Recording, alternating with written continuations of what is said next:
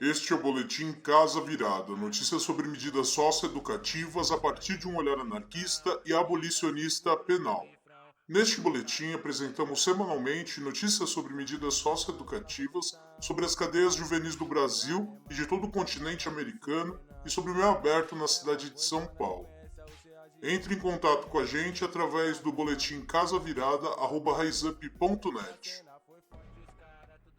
Meu maior veneno é cumprir a porra da pena, mas eu sei que logo vou sair. Vou pra quebrada resolver os meus problemas, vou zoar e tirar onda no palco como MC. Na última edição sobre a Palestina, a gente falou um pouco sobre o contexto histórico do atual regime de apartheid promovido pelo Estado de Israel.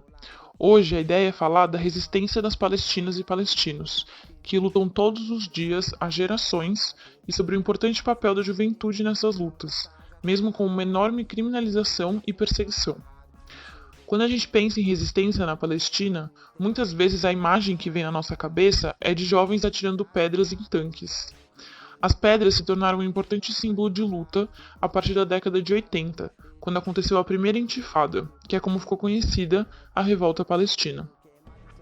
A gota d'água para o começo dos confrontos foi o atropelamento de 4 palestinos por um jipe israelense. No velório compareceram mais de 10 mil pessoas, e no dia seguinte, as forças israelenses dispararam contra uma multidão, matando um jovem de 17 anos. Começam então a explodir espontaneamente inúmeros protestos, confrontos e greves, culminando em uma enorme revolta popular que oficialmente chegou ao fim só 6 anos depois, e que teve uma violenta repressão por parte do Estado de Israel. Em 93, ao final da intifada, 1.500 palestinos e 185 israelenses haviam sido mortos, e a organização suíça Save the Children estima que entre 23 e 29 mil crianças passaram a depender de tratamento médico por ferimentos causados por agressões nos 2 primeiros anos da intifada. Uma tática do exército de Israel consistia em quebrar os braços dos detidos, e em 88 um vídeo ficou famoso mundialmente mostrando militares quebrando o braço de 2 adolescentes palestinos. A impressionante força e resistência palestina mudou os rumos das negociações e a forma como se pensa a política na região, inserindo o povo palestino como um importante ator, capaz de contestar e enfrentar o exército de Israel. Um estudo realizado na década de 90 com famílias palestinas na Cisjordânia e na faixa de Gaza entrevistou 7 mil palestinos que tinham 7 anos quando a intifada começou, 635 que tinham 13 anos e 30 jovens que viveram a intifada na sua adolescência. O autor do estudo mostra que durante a intifada, o papel das crianças e adolescentes foi central para a resistência e para a manutenção da revolta. Demograficamente, metade da população da Cisjordânia e da faixa de Gaza tinha menos de 14 anos quando começa a intifada, e grande parte dos conflitos, principalmente aqueles dentro dos campos de refugiados, aconteceram ao redor de escolas e com envolvimento direto de crianças e adolescentes estudantes. Nas entrevistas, as experiências mais comuns reportadas são de atirar pedras, participar de protestos e sofrer violência verbal e física de soldados israelenses. 90% dos palestinos e 70% das palestinas contaram que passaram por pelo menos um desses eventos. Levar um tiro ou ser preso variou conforme a idade, indo de 1/5 até metade dos entrevistados. Quando as perguntas eram sobre o que a intifada representava para você na época, foi unânime a identificação com a luta contra os abusos e ocupações promovidas por Israel. Um dos jovens entrevistados falou, abre aspas, "Eu não consigo explicar exatamente. Para eles, nós éramos sub-humanos." Fecha aspas.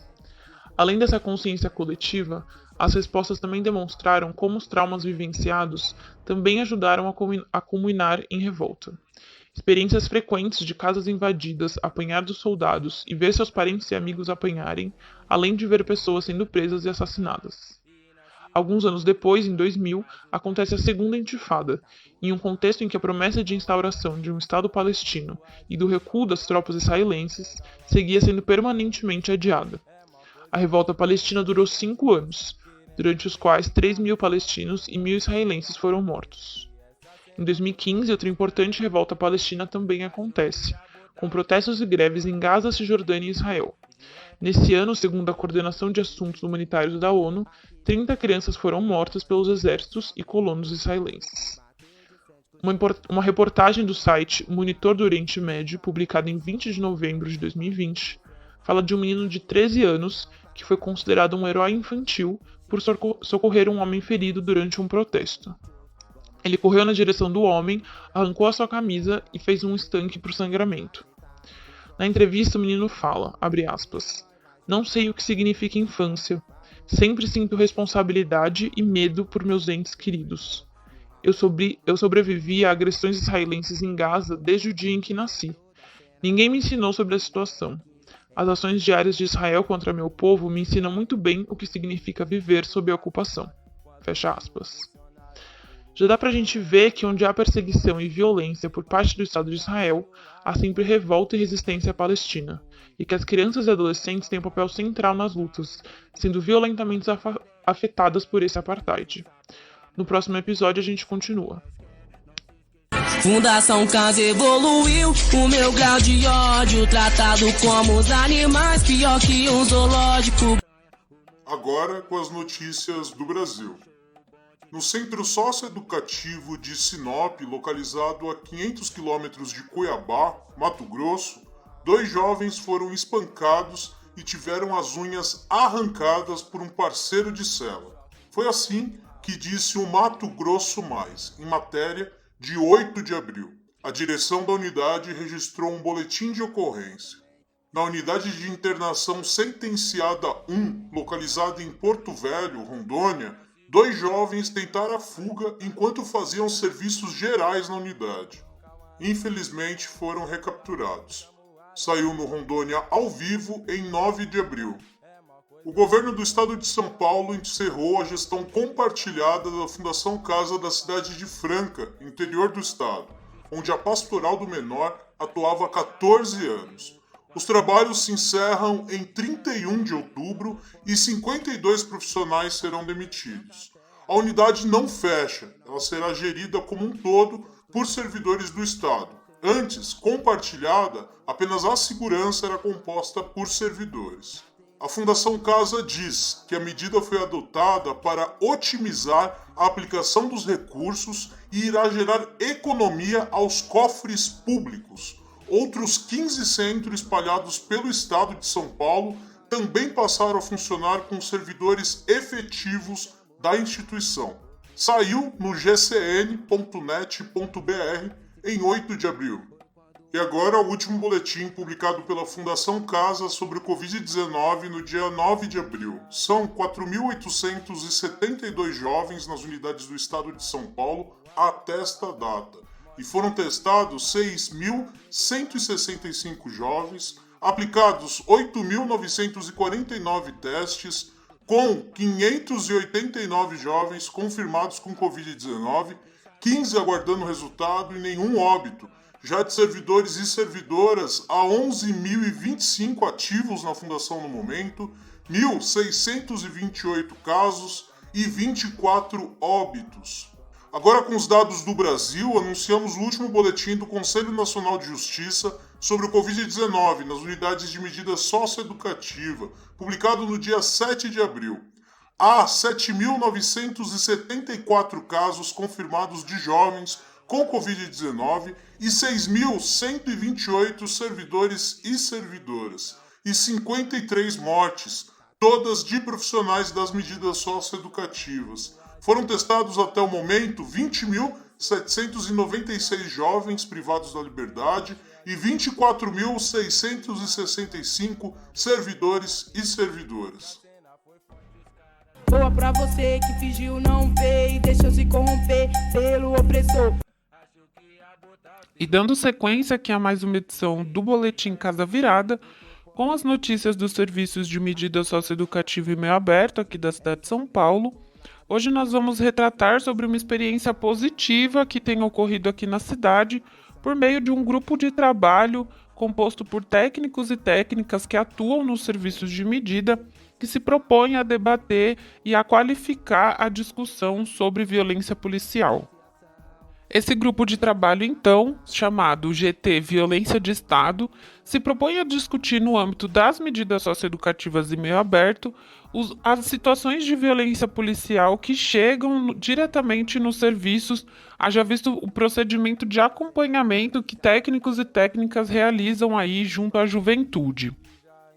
No final do ano passado, então, o GT Violência se dispôs a fazer um levantamento junto aos serviços de medida socioeducativa em meio aberto aqui da cidade de São Paulo, o qual é um levantamento caracterizado pelas denúncias de violência policial que chegam nos serviços de medida socioeducativa em meio aberto espalhados aí pela cidade, em consonância com o princípio de territorialização que é disposto na política pública. Esse levantamento, então, ele tem o objetivo de qualificar esse debate, de entender as nuances da violência policial a partir de uma análise territorial, e que é um levantamento em que os serviços de medida e os próprios técnicos e técnicas se dispõem voluntariamente a preencher esse formulário disponibilizado através de plataforma online. Nesse formulário vão constar diversas informações a respeito da situação de violência que acometeu o menino ou a menina em cumprimento de medida socioeducativa e também pode ser denunciado por meio dos familiares. Não tem uma vinculação direta com a corregedoria das polícias, portanto, as denúncias que chegam por essa plataforma não serão encaminhadas para a corregedoria, uma vez que o GT está se disponibilizando a fazer esse levantamento de forma a viabilizar essa qualificação do debate sobre violência policial que acomete a juventude em cumprimento de medida socioeducativa.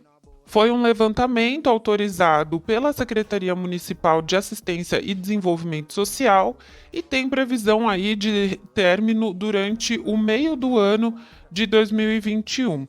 Portanto, se você atua dentro dos serviços de medida socioeducativa em meio aberto aqui da cidade de São Paulo, procure saber mais sobre esse levantamento do GT Violência, que tem se dedicado a qualificar esse debate de modo a não naturalizar tamanhos processos de violência que abarcam aí a juventude criminalizada.